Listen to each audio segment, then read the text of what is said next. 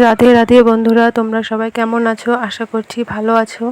তো আমি আজকে তোমাদের সঙ্গে শেয়ার করতে চলেছি আলু পটল চিংড়ি মাছ দিয়ে তরকারি।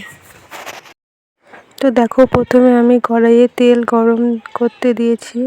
তেল গরম হয়ে গিয়েছে, এবার নুন হলুদ মাখিয়ে রাখা মাছগুলো তেলের মধ্যে দিয়ে দিলাম।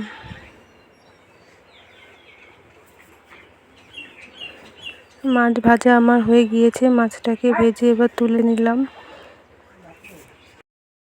ওই কড়াইয়ে আরও কিছুটা তেল দিয়ে আমি ডুমো ডুমো করে কেটে রাখা আলুগুলো দিয়ে দিলাম।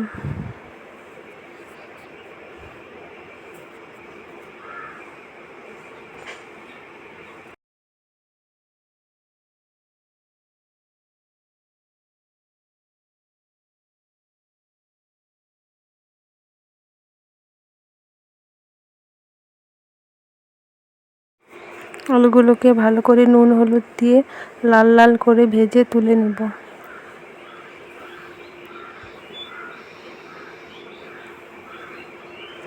আলু ভাজা আমার কমপ্লিট হয়ে গিয়েছে, আলুগুলোকে তুলে নিয়েছি। এবার ওই কড়াইয়ে আরও কিছুটা তেল দিয়ে দেব ডুমো ডুমো করে কেটে রাখা পটলগুলো।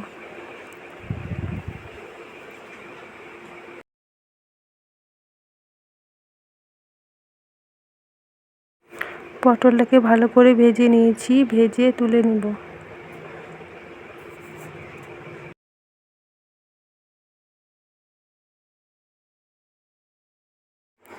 কড়াইয়ে তেল গরম হয়ে গিয়েছে, এবার দিয়ে দিলাম ফোড়ন।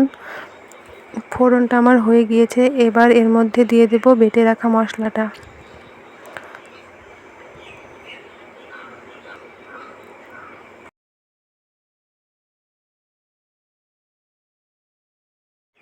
মশলাটাকে দিয়ে ভালো করে কষিয়ে নেব। তার মধ্যে দেব নুন হলুদ দিয়ে ভালো করে নেড়ে চেড়ে নেব। এবার দিয়ে দেব পরিমাণ মতো চিনি দিয়ে ভালো করে কষিয়ে নিয়ে ভেজে রাখা পটল এবং আলুটা দিয়ে দেব। আলুটাকে দিয়ে ভালো করে মশলার সঙ্গে কষিয়ে নেব।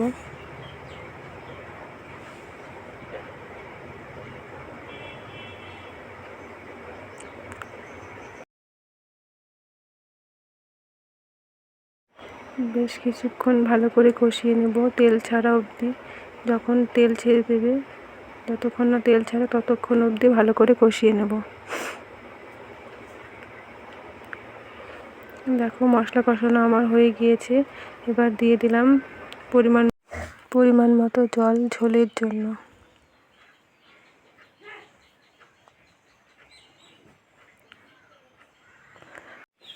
তো ঝোল আমার ফুটে উঠেছে, এবার দিয়ে দেব ভেজে রাখা চিংড়ি মাছগুলো।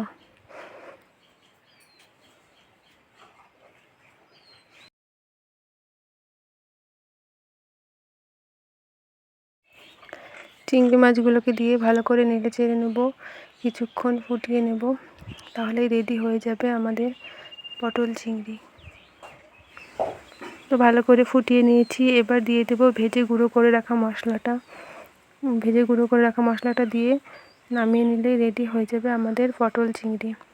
তো অবশ্যই ভিডিওটা যদি ভালো লাগে লাইক কমেন্ট শেয়ার এবং সাবস্ক্রাইব করবে এবং আমার পাশে থাকবে। ধন্যবাদ বন্ধুরা।